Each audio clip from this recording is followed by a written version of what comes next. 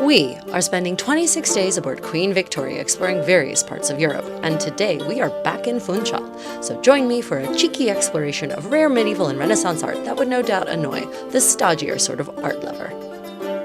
Here we are back in Funchal after 6 months, and we finally made it to the Museum of Sacred Art, which has a host of pieces that I'm pretty certain I've never seen in any books or even on the internet. And so this is going to be very exciting for us medieval art lovers and also medieval living historians. So let's go and see what we can find. But also, check out this door. This is insane. Today's temporary, or rather this season's temporary exhibition is actually on the harmonium, which is these amazing instruments that you see surrounding me. And I've just learned a whole lot of new things, like what is a harmonium? I didn't even know that was an instrument. So apparently it is a free reed aerophone, which means it has no tubes. So you might think it's an organ, but it's not. And apparently you can actually control the intensity of the sound as you're playing the notes, which you can't do with an organ, according to the information we just learned. And it actually was invented in the mid-19th century by a French creator, Alexandre Dubin. So yeah, I always check out these temporary exhibitions. These pieces that we see around us were apparently used up until the 1980s, but then sort of people preferred the electric organ or the accordion for smaller occasions. Onward and upward. Let's see what else this museum has to offer us.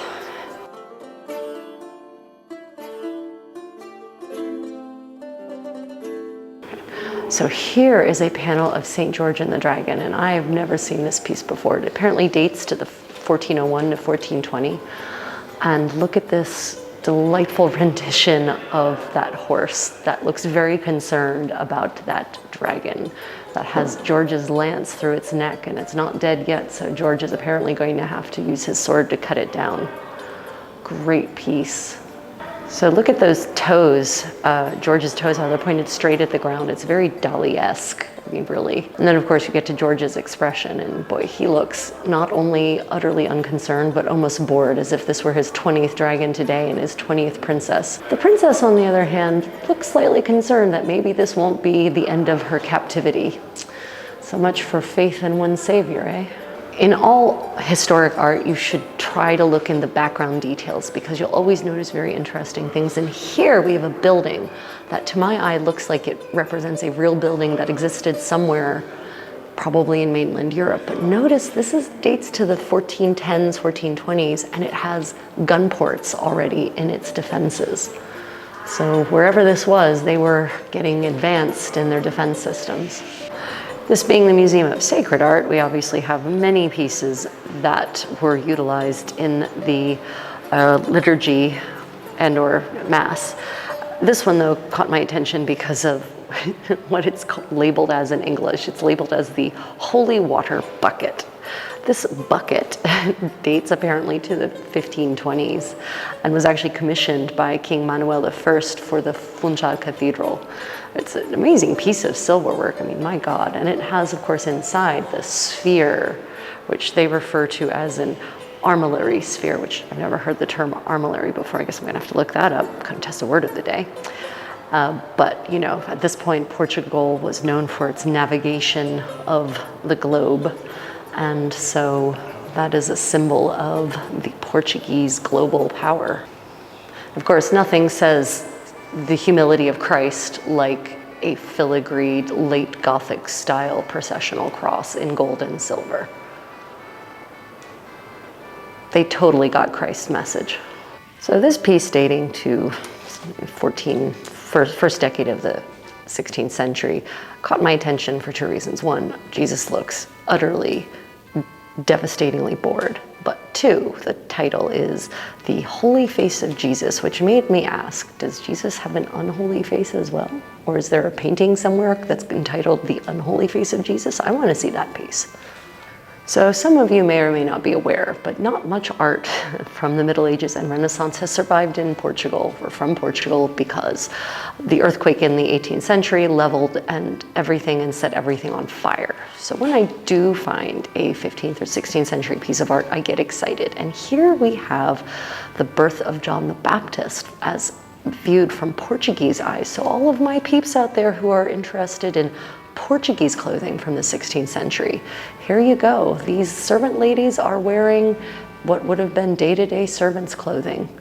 Okay, except for the one holding John the Baptist. Obviously, she's some kind of biblically draped holy figure with the, halo above her head. But the ladies doing the grunge work, that's not the right word, the drudge work, are real Portuguese ladies. So you see the bodice and the skirt and the apron and the way their hair is done and the little linen cap covering it. I know, yes, this painting could definitely use a cleaning, but there you go.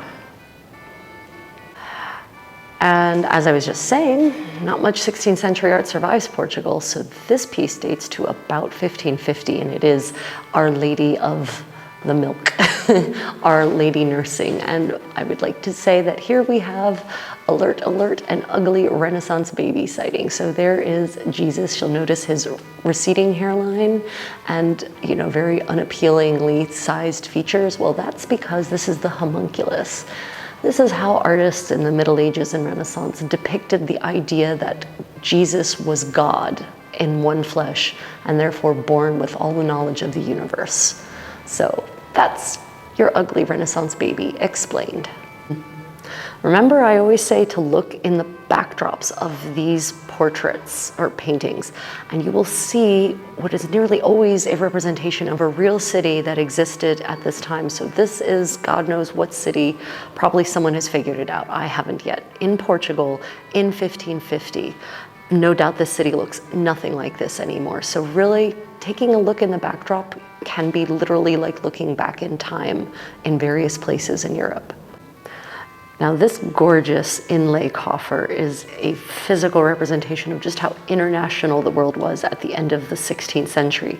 This, my friends, originates in Japan in the Momoyama period. So we're talking the 1590s, and it made its way all the way from Japan to here in Funchal, not mainland Portugal, but this island off of the coast of Africa. And what a gorgeous piece of work it is.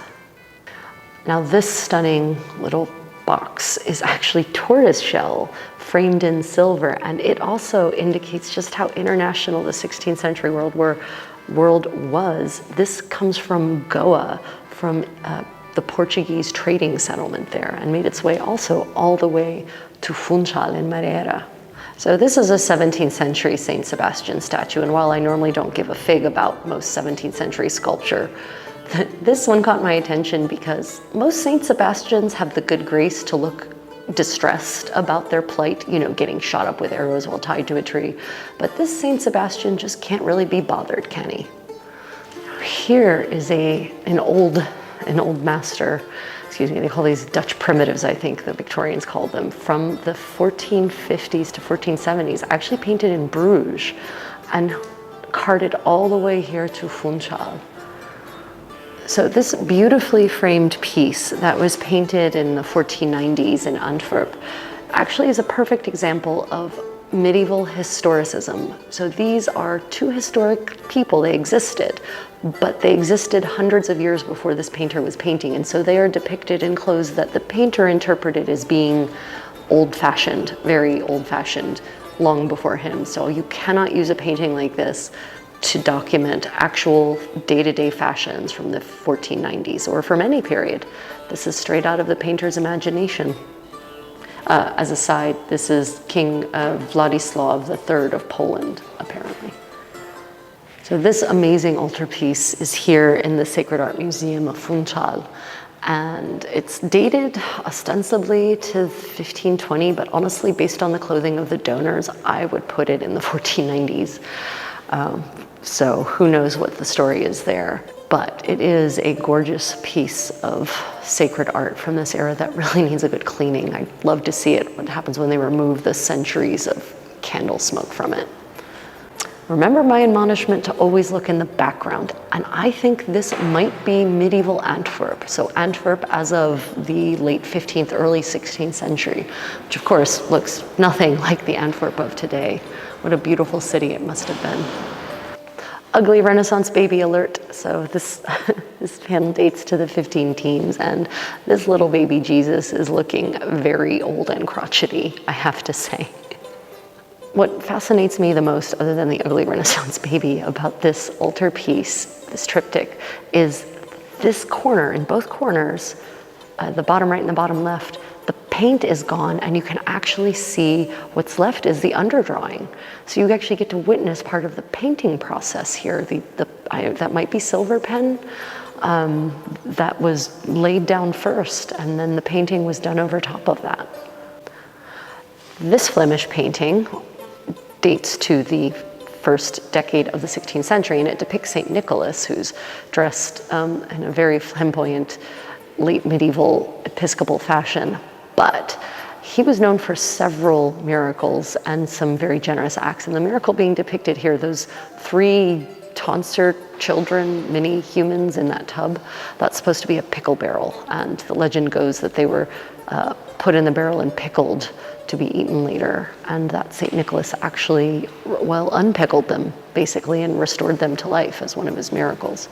But in the background, to the left there, you'll actually see another scene happening. As I say, always look in the background, and this creepy St. Nicholas climbing up the window there. He's not looking to stalk those girls who are sleeping. He's actually dropping dowries or gold coins in their windows for dowries so that they can get married instead of pursuing a life of prostitution. Because, you know, in the 5th century, I guess those were your options: prostitution or get married. Well, the bells. Just one, it's 1:15. That has been your cheeky tour of some of the pieces in the Sacred Art Museum. Did you enjoy it? What was your favorite piece? Let me know in the comments below. Otherwise, my adventures are carrying me onwards. So until then, stay creative, guys. Bye.